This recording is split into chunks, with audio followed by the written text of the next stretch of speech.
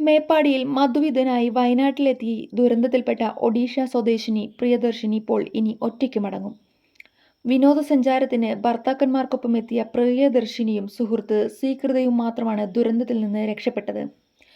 ഭർത്താവ് ഭുവനേശ്വർ MCയിലെ ഡോക്ടർ ബിഷ്ണു പ്രസാദ് ചിന്നാരയ്ക്കും സുഹൃത്ത് ഡോക്ടർ സ്വാതിൻ പാണ്ഡയ്ക്കും സ്വാതിൻ്റെ ഭാര്യ ഡോക്ടർ സ്വീകൃത മൊഹപത്രയ്ക്കും ദുരന്തമുണ്ടാകുന്നതിന് തലേദിവസമാണ് പ്രിയദർശിനി ചൂരൽമലയിലെത്തിയത്. ഭുവനേശ്വർ ഹൈടെക് ആശുപത്രിയിലെ നേഴ്സാണ് പ്രിയദർശിനി. ഉരുൾപൊട്ടലിൽ റിസോർട്ട് തുടച്ചു നീക്കപ്പെട്ടപ്പോൾ എല്ലാവരും കുത്തൊഴുക്കിൽപ്പെട്ടു.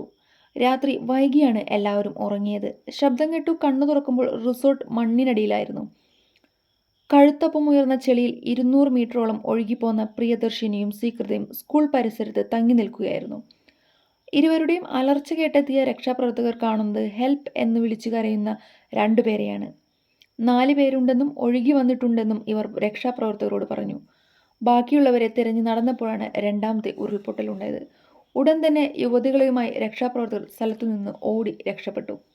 ആശുപത്രിയിൽ ഒറ്റപ്പെട്ടുപോയ പ്രിയദർശിനിക്ക് കൂട്ടായി ബന്ധുക്കൾ വരുന്നതുവരെ ഉമ്മയ്ക്ക് കൂട്ടുവന്ന മേപ്പാടി സ്വദേശിനി സാനിയയാണ് കാത്തിരുന്നത്.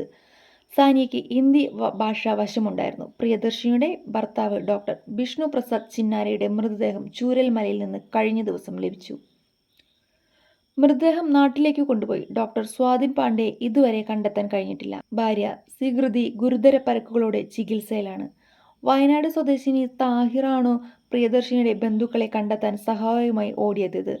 താഹിറിന്റെ സുഹൃത്തിന്റെ ഭാര്യയ്ക്കൊപ്പം പഠിച്ചവരാണ് ഡോക്ടർ ബിഷ്ണു പ്രസാദും ഡോക്ടർ സ്വാതിനും.